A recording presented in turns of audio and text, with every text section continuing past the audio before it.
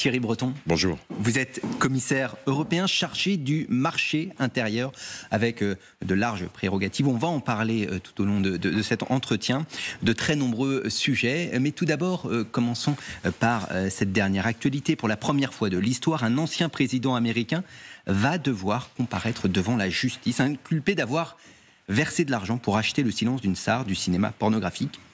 Donald Trump a plaidé non coupable. Votre réaction à ce rebondissement judiciaire? Bon, ça nous met un petit peu loin de mes responsabilités à Bruxelles. Voilà. Il n'est pas le seul. Je crois que ça arrive dans plusieurs États, y compris dans le nôtre, du reste. Donc, il n'y a pas plus de commentaires que ça. Ça fait planer tout de même une incertitude sur la course à la Maison-Blanche. Oui, voilà, c'est le monde dans lequel nous sommes. On est un État de droit. Nous sommes des États de droit, en tout cas pour nous dans l'Occident. Donc, voilà, la justice passe et puis on verra où elle ira. On note votre prudence, en tous les cas, ce matin, de la même façon que Joe Biden, le président américain, n'a pas voulu faire de commentaires. Après presque 3 ans d'isolement chinois lié à la crise sanitaire, au Covid, l'Union européenne est donc décidée à relancer le dialogue avec Pékin. Le président français, on a vu ces images ce matin, a entamé sa visite officielle aux côtés d'Ursula von der Leyen, la présidente de la Commission européenne, avec cet espoir rééquilibrer la relation commerciale avec Pékin. Est-ce que c'est la priorité alors que l'on sait que la Chine a des relations d'amitié sans limite avec Vladimir Poutine? Oui, c'est vrai, vous avez raison. Lorsque Xi Jinping s'est rendu à Moscou, à l'invitation de Vladimir Poutine, c'est vrai qu'il a rappelé cette amitié sans limite. Voilà, ça c'est la réelle politique, comme on dit.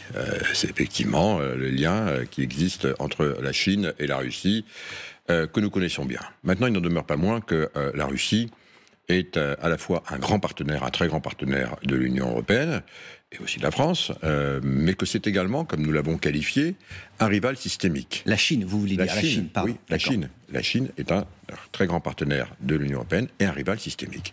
Et donc, il est normal qu'il y ait des relations, tout en étant bien conscient de ce que nous sommes. Je trouve qu'il est très significatif que ce soit le président de la République française, Emmanuel Macron, qui, à l'occasion de l'invitation qui lui a été faite, puisqu'on le voit, c'est un voyage officiel, il est invité par Xi Jinping. Ça fait 3 ans que la France ne s'est pas rendue, comme beaucoup de pays du reste européen. On sait que la Chine s'était fermée violemment, j'allais même dire brutalement, pour les autres, mais aussi pour les siens. À l'occasion ou à cause de la crise du Covid. Eh bien, Emmanuel Macron a lui-même demandé à la présidente de la Commission, à Ursula von der Leyen, de le rejoindre, de l'accompagner dans cette visite officielle française. Et je trouve que c'est une très bonne chose, parce qu'on envoie le signal, évidemment, à la Chine, que ce qui importe dans nos relations, c'est évidemment la relation Europe-Chine. Nous sommes le plus grand marché intérieur au monde. Pour la Chine, nous sommes indispensables. Je rappelle que si jamais, pour des raisons diverses ou variées, l'Europe décidait de fermer ses frontières, comme la Chine a su le faire, et notamment à la Chine, pour elle, nous représentons 20% de ses exportations. C'est massif. Ce serait tout de suite une baisse de 4 à 5% de points de PIB en Chine. Et on le sait, ce serait à ce moment-là une crise sociale dont la Chine aurait sans doute du mal à se relever. Je ne le souhaite pas. Je dis simplement que dans ce type de relation, chacun est comme il est. La position de la Chine est très claire. Elle a été exprimée très clairement par Xi Jinping à l'occasion du 20e congrès du Parti communiste chinois, où, comme vous le savez, il a été renommé, réélu, je ne sais pas comment il faut dire, alors que, normalement, le mandat des dirigeants chinois était de 10 ans. Et maintenant, pour lui, c'est quasiment sans limite. Voilà, il a exprimé très clairement également quelle était sa vision pour la Chine. Une Chine pour laquelle la sécurité devient un enjeu majeur, on le sait. Pour nous, ce qui est important, c'est notre autonomie stratégique, mais aussi des relations bilatérales. C'est bien entendu, je n'en doute pas, ce que le président de la République va rappeler à son interlocuteur, et avec la présidente de la Commission, qui donnera la dimension européenne. Le président de la République qui n'est pas seul, vous l'avez dit, avec la présidente de la Commission européenne, mais aussi avec une délégation d'entreprises. Concrètement, et vous avez participé à ce type de déplacement officiel, il y a des signatures de contrats. C'est au-delà du symbole de l'affiche, en quelque sorte?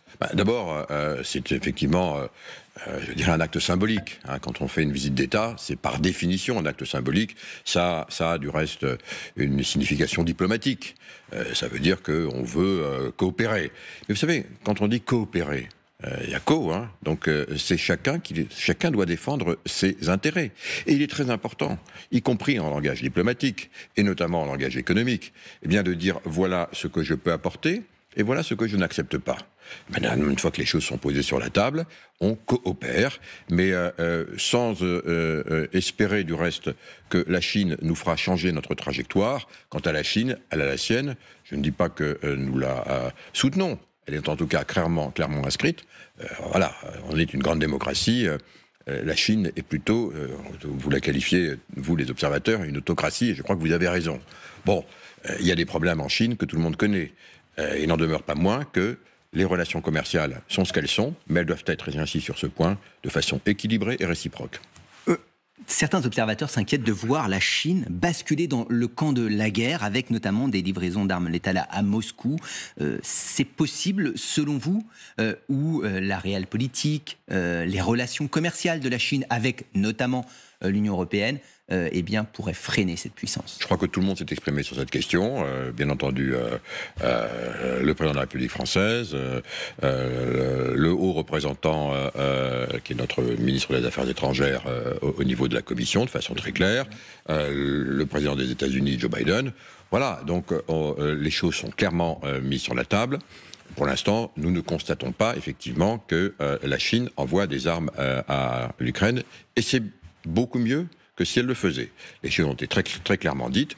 Je n'en dirai pas plus, moi, ce matin, mais les choses sont posées, et je constate que lorsque, effectivement, il y a des interactions, vous vous rappeliez celle entre Xi Jinping et Vladimir Poutine, on a vu que Xi Jinping était relativement plus tempéré que ne l'était, modéré que ne l'était Vladimir Poutine, y compris sur l'usage des armes nucléaires. Il faut peut-être s'y préparer tout de même. Et d'ailleurs, lorsque vous le dites, que des entreprises françaises et européennes doivent se mettre dans un état d'esprit d'économie de guerre, avec la fourniture de munitions, un Made in Europe, l'Europe qui va débloquer 2 milliards d'euros justement pour fournir cet équipement, ces équipements à l'Ukraine. Alors c'est évidemment un autre sujet, c'est le fait que la guerre a lieu sur notre continent, la guerre a lieu en Europe.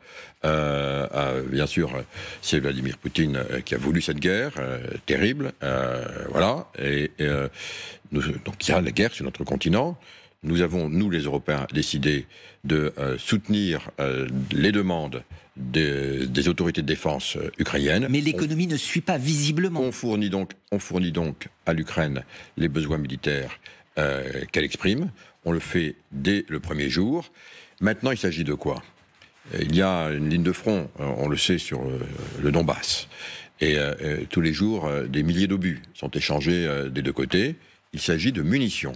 L'Ukraine nous demande des munitions, nous nous sommes engagés à les lui fournir. Et effectivement, pour les fournir, il faut que les industries d'armement européennes passent en économie, en mode économie de guerre. Je l'ai dit, vous êtes un ancien chef d'entreprise. Oui. Vous savez qu'une entreprise ne peut pas transformer sa ligne de production du jour au lendemain. Les lignes d'approvisionnement, les chaînes d'approvisionnement non plus. Pardon de cette comparaison, parce qu'évidemment, comparaison n'est pas raison, mais je l'ai fait lorsqu'on m'a confié la responsabilité de faire monter très rapidement, en cadence et en production, nos usines de vaccins, vous vous en souvenez, à l'occasion du Covid. C'est possible. Et c'est ça que le président de la République a voulu dire, et ce que nous disons. Il faut que l'industrie de défense désormais, qui, il faut bien le dire, je ne lui jette pas la pierre, vivait un peu à son rythme, parce qu'on était plutôt en paix, c'était les dividendes de la paix. Eh bien, elle aussi, elle doit passer maintenant non plus en 2 équipes, mais en 3 équipes. Elle aussi, il faut qu'elle travaille maintenant 7 jours sur 7. Thierry Breton, vous avez identifié 15 entreprises. Oui, alors il y a 15 entreprises maintenant en matière de production de munitions. Je les visite les unes après les autres, avec à chaque fois évidemment le ministre de la Défense des pays concernés. Des visites en fait sous forme de pression en quelque sorte, vous leur dites.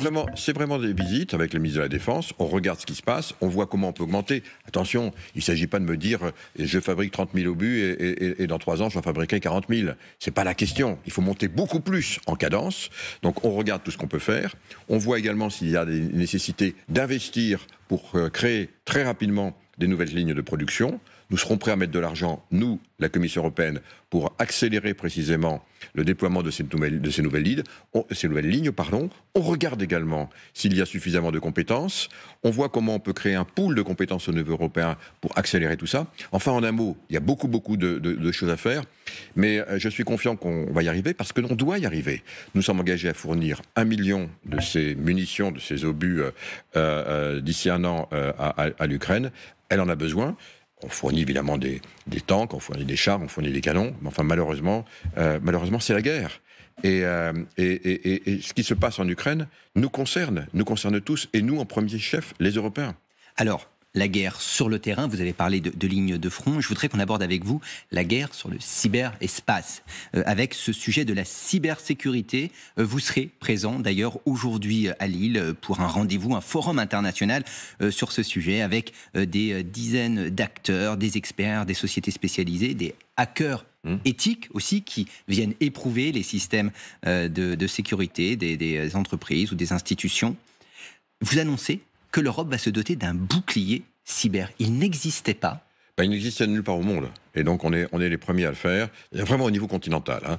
Il y a aujourd'hui, au niveau européen, donc, évidemment, les pays sont maîtres de leur propre défense. Vous avez cet espace cyber, nos téléspectateurs le connaissent, le comprennent. Évidemment, il y a l'espace maritime, il y a l'espace tout court, mais il y a aussi l'espace cyber, qui est cet espace informationnel dans lequel nous évoluons désormais tous les jours, et où il y a des attaques quotidiennes, et en particulier de hackers, voire d'États, qui viennent interférer donc dans nos systèmes, et en particulier dans nos systèmes numériques. Oui, la ville de Lille d'ailleurs par exemple des hôpitaux, des hôpitaux également, des infrastructures. Donc il faut se protéger. Et pour ça, donc, c'est un sujet sur lequel je travaille maintenant depuis 3 ans, depuis que je suis commissaire. Donc, on a bâti donc une architecture qui est composée, on appelle ça dans notre jargon des SOC. Ce sont des centres opérationnels de sécurité cyber. Ce sont en fait, que si vous voulez physiquement, ce sont des énormes super ordinateurs qui sont dotés d'algorithmes d'intelligence artificielle spécifiques, connectés à l'ensemble des réseaux qui irriguent non pas un pays, mais un nombre de pays.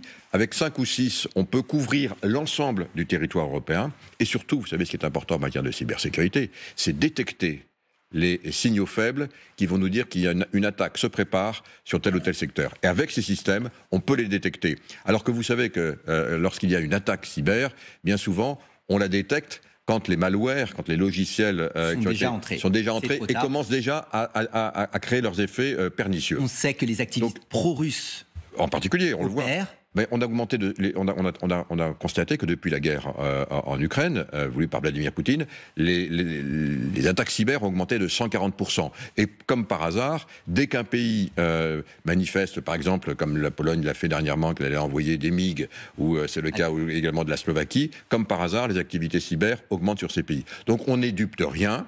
Nous ne sommes naïfs en rien, mais désormais nous avons la nécessité et les outils pour nous protéger. On bâtit donc ce dôme cyber avec 1 milliard d'euros, c'est ça 1 milliard d'euros, mais aussi parce que derrière les infrastructures, il faut des hommes et des compétences extrêmement pointues.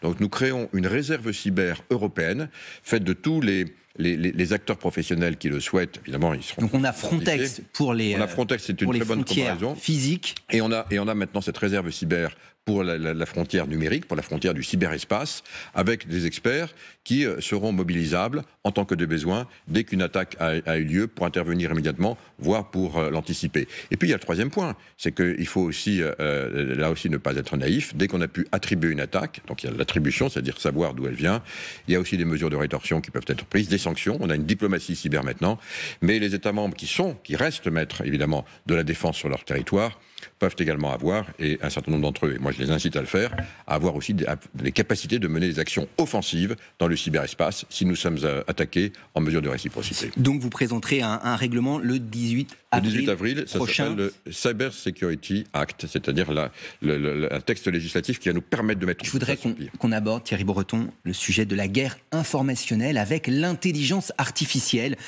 qui vient parfois semer le trouble, les doutes et déstabilise certaines organisations, certains pays.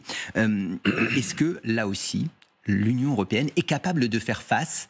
La lenteur du processus des décisions au sein des États membres fait que nous sommes très vite dépassés. La Commission a commencé à présenter son projet lié à l'intelligence artificielle en avril 2021. Aujourd'hui, où en est-on ? Combien de temps faut-il pour faire une loi dans une démocratie ? Combien de temps il faut pour faire une loi sur les retraites, par exemple ?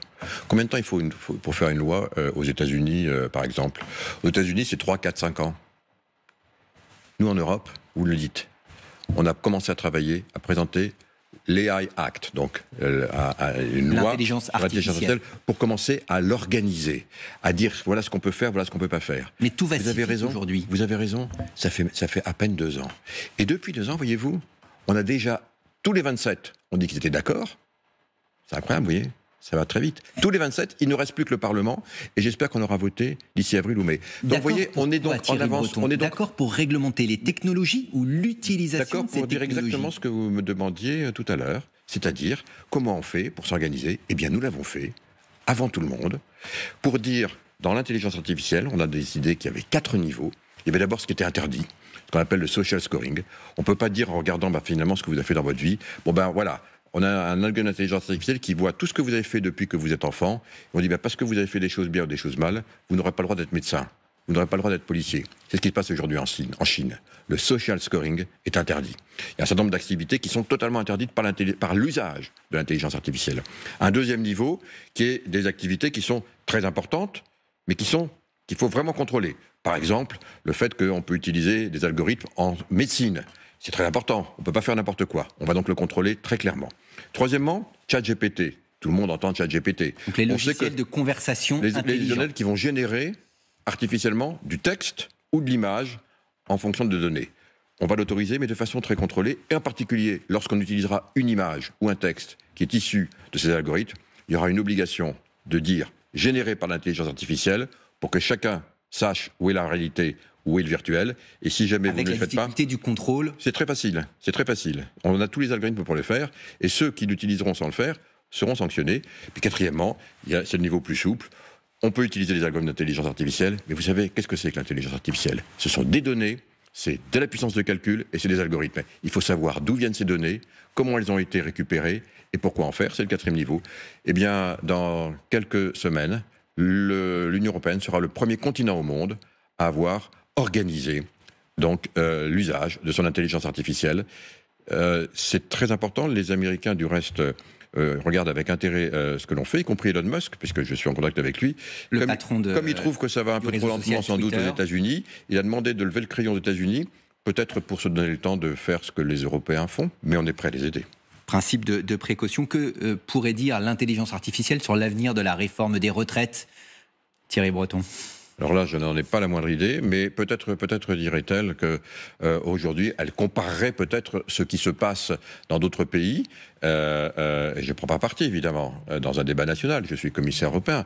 Mais peut-être dirait-elle, pour éclairer le débat, voilà ce qui se passe dans l'ensemble des pays européens. Moyenne de départ à la retraite, 65 ou 66 ans. Parce qu'aujourd'hui, à partir du moment où c'est sur le temps de travail qui est assise toute la génération de la protection, des moyens de la protection de notre système social, et que la démographie va dans un sens, Dieu soit loué, et c'est une bonne nouvelle, où la durée de vie se rallonge. Peut-être dirait-elle ça, mais je ne veux pas parler au nom de l'intelligence artificielle, vous le comprenez. Bien entendu, l'ancien ministre que vous avez été, ancien ministre de l'économie, quel regard porte-t-il sur le dialogue social, sur l'état du dialogue social aujourd'hui en France, alors que l'intersyndical sera reçu aujourd'hui à Matignon, ce matin à Matignon, par Elisabeth? Oui, je regarde ce qui se passe au niveau européen. On souffre malheureusement, et c'est vraiment un problème, pas uniquement qu'en France, d'un désintérêt vraiment de la part de nos concitoyens européens pour les syndicats. C'est vrai en Allemagne, c'est vrai dans beaucoup de pays. Les syndicats perdent des adhérents de façon très significative. C'est dommage, je le regrette, parce que finalement, ils sont moins représentatifs de ce qui se passe. C'est vrai partout en Europe, pas uniquement en France. Voilà. Et Donc, je pense qu'il faut vraiment redonner le goût et l'envie à tout le monde de pouvoir participer à la vie. On a des syndicats qui représentent trop faiblement aujourd'hui l'ensemble des salariés. C'est dommage au niveau européen. Merci beaucoup Thierry Breton, commissaire européen, d'avoir été l'invité de la matinale d'LCI. On suivra et bien sûr la réception de cette intersyndicale à Matignon ce matin, les prises de parole, mais aussi le discours du président de la République lors de son déplacement en Chine.